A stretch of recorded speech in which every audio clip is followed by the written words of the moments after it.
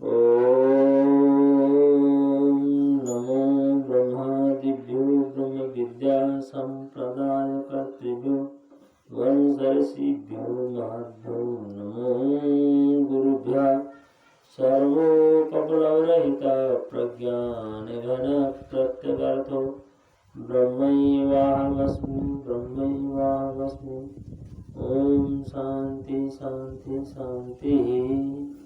सकल निगम मंत्रा उद्भवन्ति च नादात् निशितमत सुवेद्यो विश्ववन्द्यो हिनादा जनन मरणहीन शुद्धबोध स्वभावस् तेजो हृदय रक्षानुग्रहाणामधीशा अखंड ब्रह्मांड नायक भगवत चरण कमल बंधन परम पूज्य परमाराध्य सद्गुरुदेव उपस्थित सत्संग प्रेमी सज्जनवृंद भक्तिमती माता बहनों, आज का विषय प्रवक्ता ने उठाया नाद बिंदु उपनिषद का ये मंत्र है।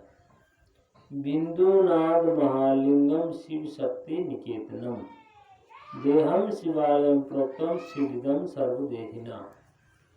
अभी शिवरात्रि का समय है, इसीलिए मैं भी इस प्रसंग को पूरा चर्चा कर रहा हूँ। बहुत सुंदर इस श्लोक को यदि हम पूरे के पूरे समझ में ले लेंगे, अंतर्गत कर लेंगे तो समय पूरा हो जाएगा। इससे आगे कुछ जानने का चीज नहीं। यहाँ का बिंदु नाद महालिंगम, एक एक पद को हम लोग समझने जाएंगे। अब यहाँ का तो बिंदु नाद क्या है, उसको कहते हैं महालिंग। महालिंग, लिंग ही नहीं, महालिंग। अब महालिंग शब्द का क्या अर्थ होता है? पहले लिंग शब्द का अर्थ समझ। अब लिंग शब्द का अर्थ अपने अपने प्रसंग कहते हैं ना, प्रसंग अनुसार शब्द का अर्थ होता है, समझना चाहिए। प्रसंग अनुसार लिंग शब्द दार्शनिक शब्द, जैसे न्याय दर्शन में कहते हैं लिंग शब्द का अर्थ है लीनम अर्थम गमीति लिंगम। न्याय दर्शन में लिंग शब्द का प्रयोग होता है। जो छिपे हुए अर्थ को बताए उसको लिंग कहते हैं। लिंग शब्द का सीधे अर्थ चिन्ह। शारीरिक शास्त्र के अनुसार एक शरीर का एक अंग है। और यहाँ कहते हैं व्याकरण में स्त्रीलिंग पुल्लिंग ऐसा होता है, नपुंसक लिंग पुल्लिंग। और यहाँ पर कौन क्या है, तो शिव पुराण के अनुसार लिंग शब्द का अर्थ है लयनाथ इति लिंगम। लयनाथ इति लिंगम, लयनाथ हम इसको नाद सूत्र में भी रखा। नाद सूत्र में उपनिषद का, भागवत का और शिव पुराण का, ये तीन प्रमाण का उसमें ज्यादा रखा हुआ। लयनाथ इति लिंगम, लिंग क्यों कहते हैं? लय करने के कारण। किसको लय करते हैं? तो मन को लय करते हैं। मन को लय करने के साधन है, इसीलिए इसको लिंग कहते हैं। अब देखिए, शंकराचार्य भगवान आद्य गुरु शंकराचार्य कहते हैं, जिनको जगत गुरु कहते हैं, आद्य शंकराचार्य। उन्होंने योग तारावली में लिखे नदानुसंधान नमस्तुभ्यम त्वां मन्महे तत्पदमलयानां भवत् प्रसादात् पवनेन साकं विलीयते विष्णु पदे मनो में।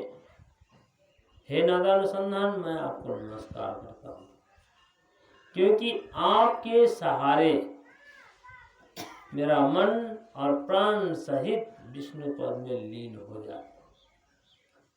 नादानुसंधान नमस्तुभ्यम, हे नादानुसंधान, मैं आपको नमस्कार करता हूँ।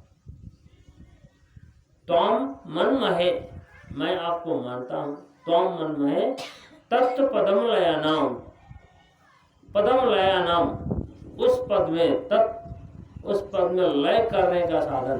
किस पद में?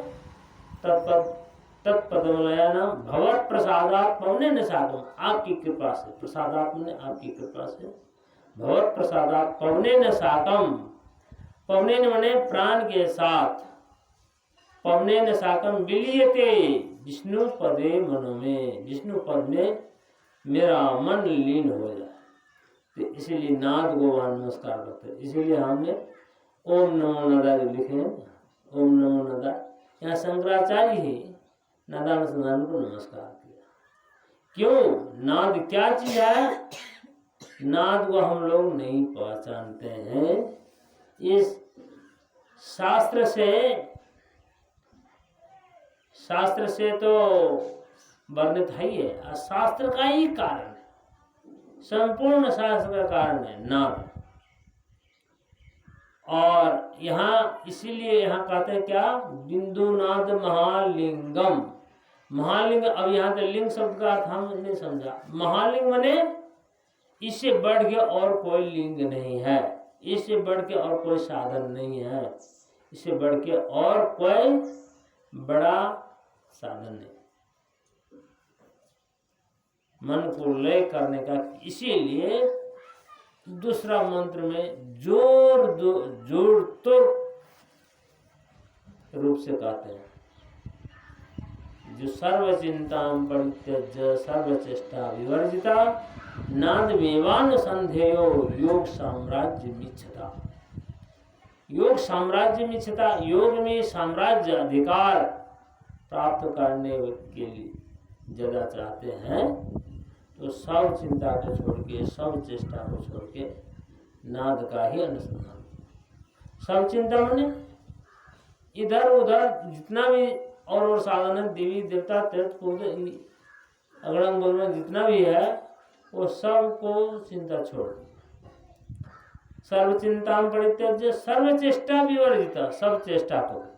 अब जैसे सब चेष्टा यहाँ का, और कोई नाक बंद करते हैं, आंख बंद करते हैं, ये बंद करते हैं, वो करते हैं, कोई क्रिया वहाँ नहीं है, कोई क्रिया करने की जरूरत नहीं है, केवल मन को समेटने की जरूरत है।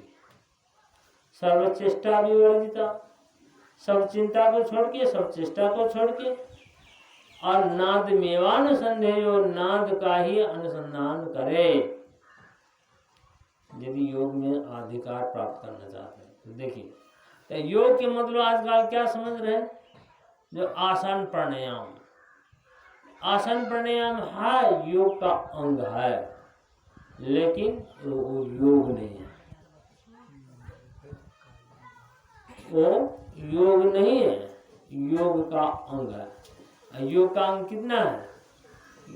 8 अंग है। पतंजलि ऋषि ने योग का 8 अंग है। यम, नियम, आसन, प्राणायाम, प्रत्याहार, धारणा, ध्यान, समाधि।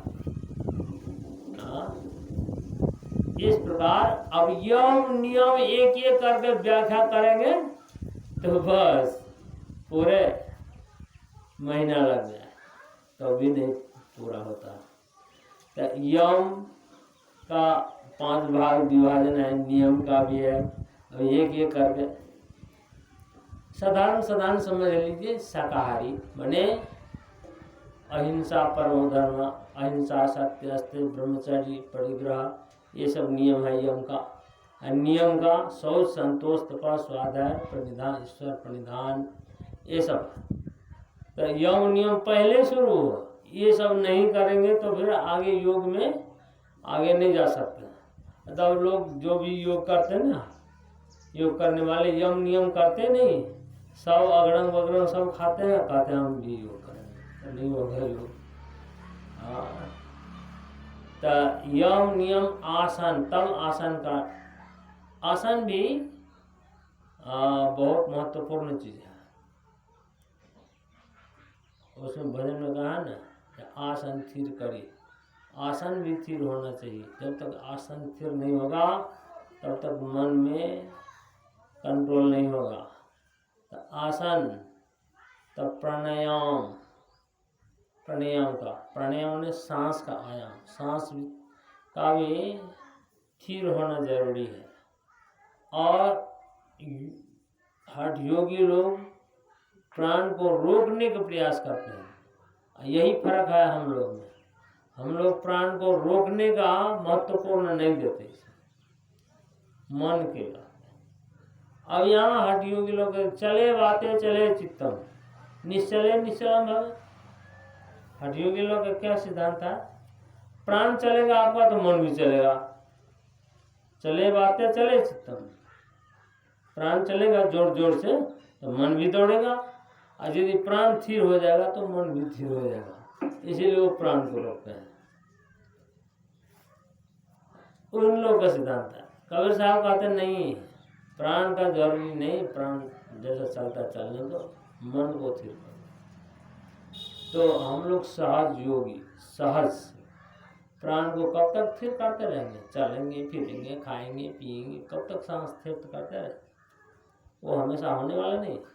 इसीलिए मन को स्थिर कीजिए। अब मन जब स्थिर हो जाएगा तो सांस अपने आप स्थिर होगी। एक प्राण अपने आप स्थिर होता है और रोकने का नहीं है। यहाँ योग का तो योग चित्त वृत्ति निरोधा। पतंजलि ऋषि के अनुसार का तो योग क्या है? तो चित्त वृत्ति का निरोध, रोक देना। तो चित्त वृत्ति को रोक देना उनका यह सिद्धांत है। लेकिन हम लोग का तो नहीं, रोकने का भी काम नहीं है, लगाने का काम है। लगा दीजिए कहीं। अब कोसी नदी है, बिल्कुल उसको बंद कर देंगे तो क्या होगा? ओवरफ्लो बांध के तोड़ देंगे। इसीलिए मन को रोकना नहीं, मन को बहने दीजिए, किधर बहने दीजिए, लेकिन उसको रास्ता दीजिए। किधर से रास्ता जाएगा? तो इसीलिए कबीर साहब का कहना है शब्द को पकड़ो, परखो द्वारा शब्द को, जो गुरु का विचार। शब्द को पकड़िए, शब्द में लगा दीजिए, शब्द होता रहेगा और मन भी उसी में प्रवाहित होगा। मन के धारा उस शब्द में जाएगा तो मन शब्दाकार हो जाएगा, नादाकार। इसलिए भजन में गाते हैं ना, त्रिपुटी में हेते झनका, मन हेते नादाकार। विमली सुषमानिया से ये तेल हरिया है सत्संगी मोरी। इसी भजन में जो नादाकार, नादाकार में नाद के आकार, शब्दाकार, संसाराकार। अभी मन कैसा है? संसाराकार, संसार को देखते रहते हैं, संसाराकार। जिसको देखेंगे उसी का आकार। लेकिन यदि हमारा मन अंदर में प्रवेश करेगा तो हम कुछ भी बाहर में देखते भी रहे, पश्यन्नपि न पश्यति, देखते हुए भी नहीं देखते हैं, सुनते हुए भी नहीं सुनते हैं, और उसका मन हमेशा उसमें रहता है।